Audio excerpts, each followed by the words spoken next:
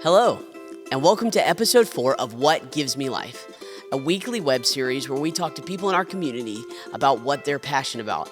I'm Luke Hughes, and today we're going to be joined by Cristi and Tano Phammosith, the owners of Little Hawaiian and Bakery 27, two local restaurants right in the heart of Carrollton, Georgia. We're going to look at a recipe that is easy and simple to make and will spruce up your breakfast or your brunch. It's amazing. You'll have to trust me. I wanted to eat it right through the Zoom call. This is What Gives Me Life.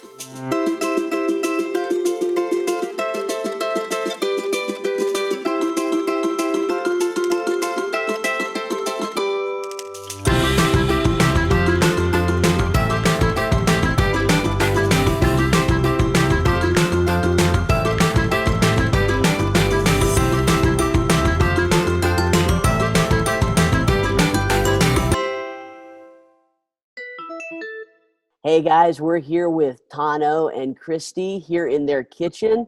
Hey guys. Hello. Hi, how you doing? It's good to see you guys. Good to see you. Thank you for having us.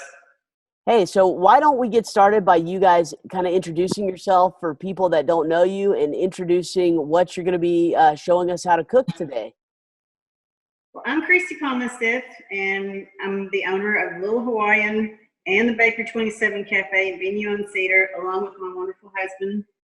We own it together, Tano, and he's going to tell you what he's going to cook. My name is Awesome. Tano, and I got Kaylin, our son, behind the camera. Thank you for having us. I am the chef, owner of Little Hawaiian, Bakery 27, and a newfound Venue on Cedar.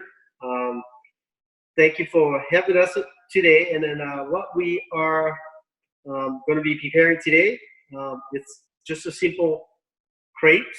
They can be savory or sweet. They can be. It's a great brunch item. People So love them. it's very Yeah, simple. I had them at Bakery 27 and they are amazing. Yeah, they're great. Thank you. So with that being said, take it away, Luke. What you want us to get started with? Yeah, awesome. Why don't we start just with the recipe and kind of what we're going to be looking at today? Okay. It's very simple. These are we're going to start with our dry ingredients, which is shifted flours, sugar, some kosher salt. We also have wet batter, which is melted butter. As you can see, you instead of using hard cold stick butter, you use melted butter. Just pop them in the microwave for about 15-20 seconds. We got orange juice. The recipe that we're gonna post is got different type of flavoring liqueur, which is brandy or Bailey's, but we're gonna do today with orange juice. It's a little bit more kid friendly. We got eggs and egg yolk. So this is pretty much it for the recipe. So, Awesome. Well, why don't you go ahead and you guys get started and show us a little bit of what you're doing? Is there any kind of specific secret or technique that you like to use to make sure that it comes out extra delicious or extra yummy? one thing that is the key step to this is I already have one that's already prepared. Pretty much exactly what the recipe here that I'm going to show you to put together. These here have been prepared a couple of hours ago. Of course, this is lukewarm butter, flours. We have warm milk to make our batter. So once you get it mixed, you want to put it in the fridge for at least an hour before you actually making the crepes. Give the flour to activate, and there's a lot of science behind the mixing of flours and butters and eggs especially. So all right, we're gonna get started. We're gonna start with our dry ingredients. It's just the flour. You can find the recipe at midway or on our website. We're going to post this, so it will be very easy with the steps. We got sugar, salt, and we're going to mix this. Just give it a quick mix. Then next, we're going to start with the egg yolk. Just kind of get it, mix a little bit.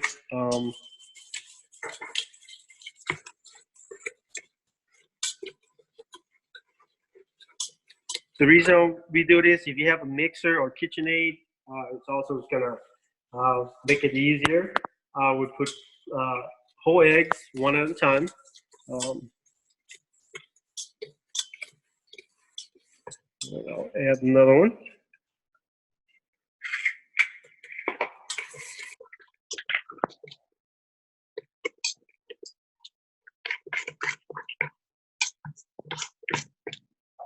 And we'll add the last and final one. Is there any reason why you add all the eggs separately? Well, it's you're gonna have a better, more consistent mixing instead of lumpy. And when you add your warm milk, your liquids, it's gonna emulsify a lot easier and give you a better, smoother texture. Unless you have a KitchenAid mixer, but not everybody have one, so I'm doing it, manually. So, and then we're gonna add our butter, half of the butter. Kind of get everything kind of into that clay sort of or roux kind of stage, and slowly adding your liquids. And it's going to give you a little bit of smoother texture. So get that going. It's the stuff is important to add the butter first, because you're going to add orange juice and milk. Sometimes it might change the texture a little bit. So, and then we're going to do our orange juice or brandy if you choose, or Grand Marnier, which is give you that little bit of orange liqueur. Yeah, I can tell a difference by adding them one by one. Your batter already looks better than mine. So, same thing as the milk. When I say warm milk, is basically about 110 degrees. Right between 100 and 110 degrees. And this is so much easier if you do it by hand. If you do it at KitchenAid, you probably can, get away with it, adding everything all together at once. Not all together. Separate your dry and your wet batter. So you give this a good mix. And this pretty much ready to be put in the refrigerator for about an hour before you start making crepe. So okay. I'm gonna put this aside. Like I said, I already have some already made. So if you don't have a crepe pans like what I have here, a regular non-stick pan would do. You want a little bit more surface to this. Of course, this is more like a crepe or omelet pans. So, and here we have this batter was made a little bit over 2 hours ago in the refrigerator. So I have this on high. We're going to get that coming up to a little bit of temperature. Okay. Well, while we're doing that, hey, Cristi, could you explain kind of what you and Tano have been doing? I know you guys have been doing a lot for the community during the COVID-19 crisis. And just maybe kind of share a few of the projects you guys have helped with or some of the stuff that you've been doing. Well, it's been very tragic for everybody. For us, first responders, our employees. And we thought, we started out by having our employees come and get meals. We made meals for our employees, and it seemed to be going really good. They loved it. They still do. This is after the closing. Oh yes, after the closing. Yes, after we closed. And then Tano had a wonderful idea. We talked about it, and we started doing the first responders. And they absolutely love it, and it really feels good to give to the community. I mean, it's been good. It's been good for us. It's been good for them. And do you have anything to add to that? Yeah, it's been tough on all of us, and for if everybody kind of see all of our Facebook and social media, and as far as how it impact our community. Yeah. So we, instead of run from it, we run to it and ask what we can do to help, and we end up with let's do this. And then with that being said, there's a lot of people kind of came out and donates and help us keep this going. Yes. And that's not what our intention, but it's been very rewarding for us to see that we have contribute our part and representing our company and our staff. So just kind of roll it around. As you can see, it's already kind of changing to a little bit more of instead of creamy white color. As you can see right in before your eyes, it start. You can tell when it's not cooked. It's all going to have that sheen right there, and as the rest of them is cooked. I think the most important with this here is low heat. You can start it early with a higher heat. As soon as if you have an infrared gun, you can tempt it to about 250, 275 degrees to start. And we're going to attempt to flip this here shortly. If you have one of these, it'd be awesome. But if not, then it's okay too. So we'll flip this over. Be careful, it is hot. So just roll this over. Put it right back. Well, there you go. Not the most perfect. Awesome. Great job. Yeah. So we'll turn these off, and I'm gonna put it together with some fixing, and then you can pretty much can decide. You can actually stuff this and roll with fruits. Whatever your choice, maybe some preservative that homemade that that you can find locally. But what we're gonna do is we're just gonna do a simple fresh fruits. We're gonna fold it in half, and we're just gonna do a simple diamond, which is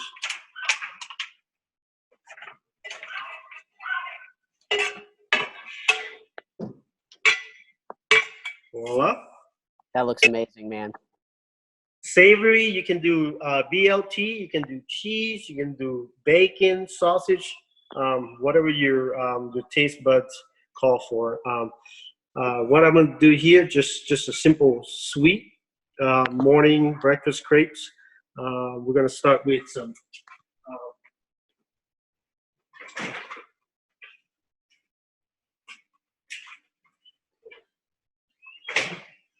we got here some chocolate mousse.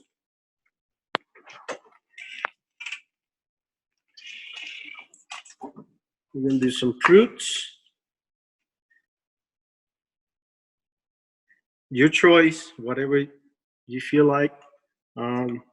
Bananas, strawberries,